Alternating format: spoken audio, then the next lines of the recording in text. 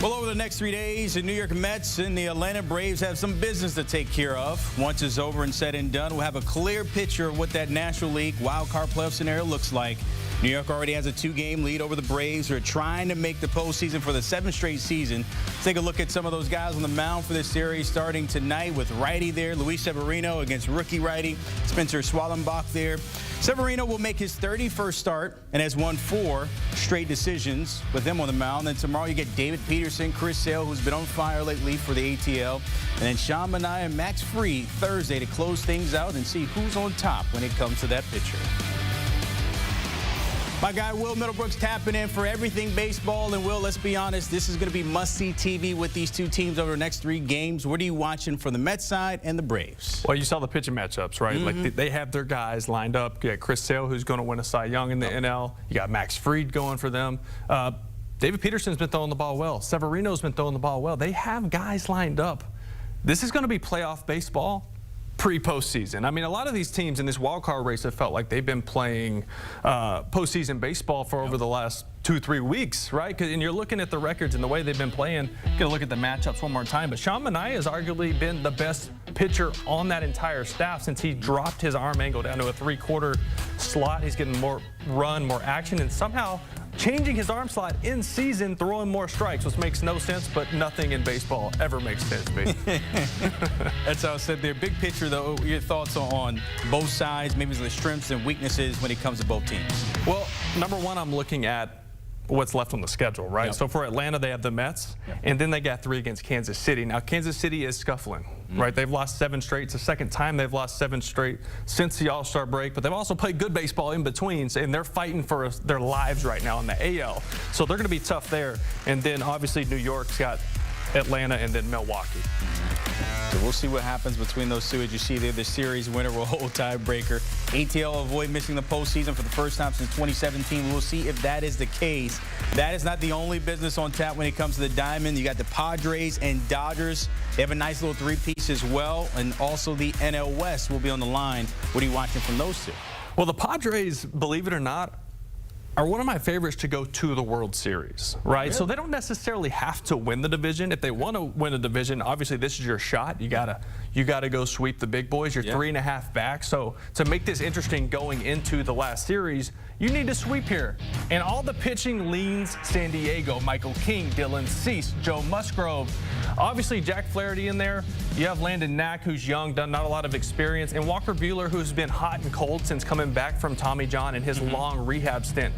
He hasn't been the same, but the Padres pitching, Michael King, since coming over from New York, has been nails. He's been exactly what they needed, filling up the zone. You're seeing multiple pitches. He's working deep into games. And when you can work deep into games and turn it over to a bullpen of Tanner Scott, Jason Adam, Robert Suarez, they have a lead going into the 7th inning. Good luck, P. Good luck. They are the most well-built team, them and I think the Phillies in the National League, to make a deep postseason run. Hey, just talking about it, so you said these are the big dogs. We know the Dodgers. They've won 10 of the last 11 when it comes to end of division. The Padres have always been maybe, I guess, the cousin that's not there because of Big Bro or whatever you want to call it. But you need this momentum if you're the Padres. Oh, my goodness. Your bats have to travel as well. Mentally, what does this mean for them? That means a lot. I mean, obviously, over the last 3 years or so, they've kind of started not flip the script. The Dodgers are always going to be the Dodgers. Money grows on trees out in L.A. You got Ohtani now worth $700 million, regardless of whatever he's being paid that deferred to whenever. But even with the injuries that the Dodgers have sustained over this year and even going back in the last season, they still produce. They still have one of the best records in all of baseball. And the Padres will forever, to your point, be fighting that little bro syndrome. That's just how everybody looks at it in the NL West. So I honestly think, like I said, the Padres have a really good chance. The Dodgers have a very good team, but they are also beat up. And it comes down to pitching in the postseason. It comes down to pitching and when you need to win big games. And they really lack that, not only in their bullpen, but in their rotation. Yeah, you see it right there. The starting pitching has been a problem since September, something you just talked about. And the worst, you see along there the lines with the Halos and the Marlins. Speaking of those two, and interesting to see when you look at the Dodgers, the one thing that hasn't been beat up, but maybe doing a lot of the beating up, Shohei Ohtani, Mr. 50-50, and we don't know where it's going to stop. It may go to 60-60 at this point. Feels that way. He has a chance to chase 400 total bases. The last time we saw that, 2001. I'm not going to ask you can he do it, but when can he do it based on what we've seen so far? Well, what, he has 6 games, 5 or 6 games left, and he needs 9 total bases. He's at 391 right now. I'm literally, and I'm not alone, running out of words to describe this man. And I don't even want to call him a man at this point. My mom called me and she said, is he human? I said, if he is, what are we? Right? Exactly. Because he's phenomenal. You saw the show he put on just to get to 50-50 and down in Miami, the 3 home run game, 10 RBIs. I put nothing past this man. He's not going to get to 60-60, but he will get to that 400 pinnacle. But, I mean, the list of guys who have done this, that did this in 2001, I mean, look at these guys. Sammy Sosa, Luis Gonzalez, Barry Bonds, Todd Helton. Legends. And, I mean, there's a lot of steroid accusations on that list, right? Maybe not Todd Helton, maybe not Luis Gonzalez. Obviously, with Sammy Sosa, we know about Barry Bonds, the special players they were, and obviously maybe had a little help. Yeah. So what Ohtani is doing in a day and age in which drug testing is what it is, as consistent and detailed as it is, he is just a freak show and on a different level. So 2, 3, 4 games. Give me a game. Give me a game count. 3. 3 games? I like 3. 3 games. Conservative. Done. 400. Done. Like it. Like it. Are they a wild card? Let's just say it's getting a little spicy. We know all the teams that are in there. Of course, the Orioles out in front, the Royals right behind them. But I don't want to talk about them. The Tigers have been maybe the surprise. Your thoughts on what they've done so far? All right. Listen, as the AL has crumbled in the second half and played awful baseball, there's several teams in this race that felt like they didn't even want to go to the playoffs. Right. We talked about the Royals already 2 at least 7 game losing streaks in the second half, but the Tigers have gone 35-24 in the second half. And it's interesting how they're doing it, right? Because they do have Tarik Skubal, who is a young Cy Young favorite, obviously, with what he's been able to do. But then they have guys like Brent Herter. They have obviously their manager in A.J. Hinch, who has a ton of experience in the postseason. And the way he's going about this pitching staff, there's really, between Tarik Skubal and Montero, Montero, those are the 2 guys that have regular starts, and everyone else is bullpen games. And they're just piecing it together. It's been unbelievable.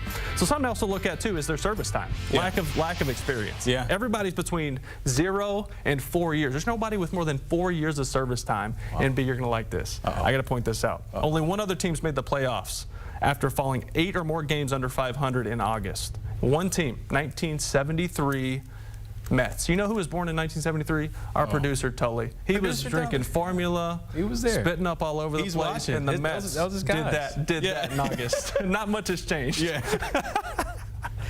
Speaking of Jackson Jobe, what are your thoughts on him and what he's done so far? Hats off to the Tigers organization for saying, you know what?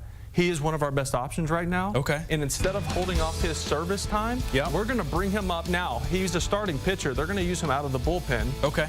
Who knows in what role?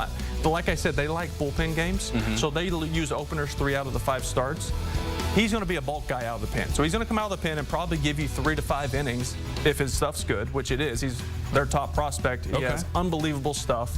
And just like I said, hats off to Detroit and saying, hey, we're going for this. We need all hands on deck. And he falls into that category. Jackson Jobe, the Tigers, maybe just playing with house money this year into the postseason. We'll see how it pans out. That is Will Middlebrooks. He knows a thing or two about winning a chip. Show that ring one more time. There it is. Like that. But before you get to that, you got to get to a postseason. The pitcher, but boy, it looks very interesting in the American League. Take a look at it right now. The Yankees, yes, they're out in front. But the Guardians, they've already clinched. You see the Astros there in third, then the O's. We just talked about that wild card race between the Royals and the Tigers there, 82-74, tied with KC. We'll see how it shakes out, of course, later tonight and the rest of the regular season.